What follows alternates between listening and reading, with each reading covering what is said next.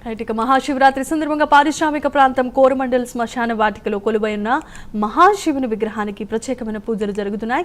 గత 2 ఏళ్లుగా అహోరి బాబాల ఆధ్వర్యంలో ఈ పూజా కార్యక్రమాల నిర్వహణతో పాటు మహాశివునికి రుద్రాభిషేకం, శ్మశాన వాటికలో చితాభస్మంతో ప్రత్యేకమైన భస్మాభిషేకం చేరున్నారు. ఈ పూజా కార్యక్రమంలో పెద్ద ఎత్తున భక్తులు పాల్గొంటున్నారు. ఇక ఇదే అంశానికి సంబంధించి మరింత సమాచారం మా ఉమ్మడి విశాఖ జిల్లా కరెస్పాండెంట్ చంద్రశేఖర్ అందిస్తారు. హరహర మహాదేవ శంభో శంకర. సాధారణంగా మనం మహాశివుని రుద్రాభిషేకాలు ఆలయాల్లో చూసి ఉంటాం. కానీ ప్రస్తుతం మనం వెనక ఉన్నటువంటి పారిశ్రామిక ప్రాంతంలో ఉన్నాం. పారిశ్రామిక ప్రాంతంలో వేయించేసి ఉన్నటువంటి శ్మశాన వాటికలో మరికొద్ది సేపట్లోనే ఇక్కడ ఉన్నటువంటి శివయ్య అయితే ప్రత్యేక పూజలు అందుకున్నారు. ఈ ప్రత్యేక పూజలకు సంబంధించి కూడా అభిరామ్ అఘోరి బాబా అయితే వేయించేసి ఉన్నారు. మరికొద్ది సేపట్లోనే ఇక్కడ ఉన్నటువంటి మహాశివుని విగ్రహానికి వివిధ రకాల తైలాభిషేకాలతో పాటు రుద్రాభిషేకాలతో కూడా ప్రత్యేకమైనటువంటి పూజా కార్యక్రమాలు నిర్వహిస్తూ ఉంటారు. ప్రతి ఏడాది కూడా ఇక్కడ జరిగేటటువంటి మహాశివరాత్రి ఉత్సవాలు ఏవైతే ఉంటాయో ఈ ఉత్సవాల్లో ప్రత్యేకమైనటువంటి పూజలు చేస్తుండడం అయితే ప్రతి ఏడాది కూడా ఆనవాయితీగా వస్తున్నటువంటి పరిస్థితి అయితే ఉంది. మనం ఎప్పుడు కూడా ఆలయాల్లో ఆ మహాశివుని యొక్క రుద్రాభిషేకాలు అయితే చూస్తూ ఉంటాం. అయితే ప్రస్తుతం మనం చూసుకుంటే ఏదైతే పారిశ్రామిక ప్రాంతం శ్రీహరిపురంలో వేయించేసి ఉన్నటువంటి శ్మశాన వాటికలో ఉన్నాం.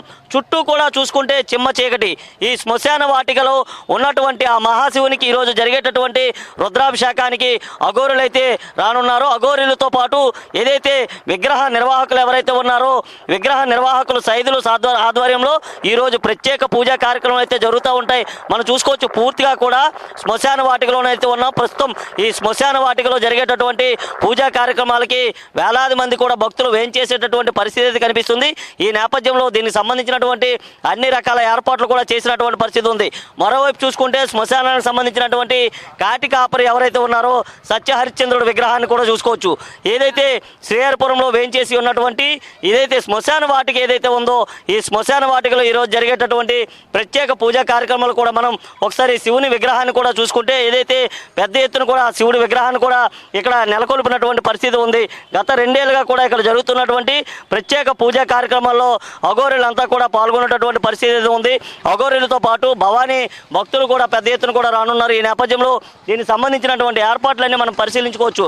ఏదైనా ఆలయాల్లో శివునికి సంబంధించినటువంటి మహాశివరాత్రి నాడు ప్రత్యేక పూజలు జరుగుతూ ఉంటాయి. అయితే ఇక్కడ చూసుకుంటే మాత్రం కేవలం శ్మశాన వాటికలో జరిగేటటువంటి ఈ యొక్క పూజా కార్యక్రమాలు తిలకించేందుకు పెద్ద ఎత్తున కూడా భక్తులు అయితే రానున్నారు. ఇటు అఘోరులతో పాటు కూడా అటు పెద్ద ఎత్తున కూడా భక్తులు కూడా వచ్చి పాల్గొనేటటువంటి పరిస్థితి కూడా కనిపిస్తుంది. గతంలో ఎన్నడూ లేని మాదిరిగా కూడా రాష్ట్రంలో ఎక్కడా లేని విధంగా కూడా ఏదైతే కాశీలో జరిగేటటువంటి పూజల తరహాలోనే ఇక్కడ కూడా ప్రత్యేకమైనటువంటి పూజలు నిర్వహించేందుకు నిర్వాహకులు అయితే అన్ని ఏర్పాట్లు కూడా చేసినటువంటి పరిస్థితి కనిపిస్తుంది.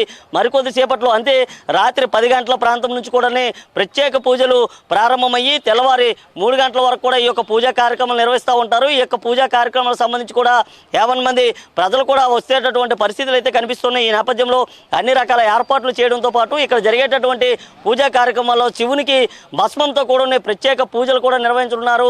భస్మంతో పాటుగా అలాగే పుర్రెల దండలు కూడా వేసేటటువంటి పరిస్థితి ఉంది. గత 2 ఏళ్లుగా కూడా ఇక్కడ ప్రత్యేకమైనటువంటి పూజల్లో పెద్ద ఎత్తున అఘోరులు కూడా పాల్గొనేటటువంటి పరిస్థితి అయితే కనిపిస్తుంది. మరికొద్ది సేపట్లోనే ఏదైతే ఇక్కడ జరిగేటటువంటి శివయ్య రుద్రాభిషేకము మరికొద్ది సేపట్లోనే ప్రారంభం కానుంది. ఇది ప్రస్తుతం ఇక్కడ ఉన్నటువంటి తాజా పరిస్థితి. వీడియో జర్నలిస్ట్ అరుణ్తో చందు, ప్రైమ్ 9 విశాఖ శ్మశాన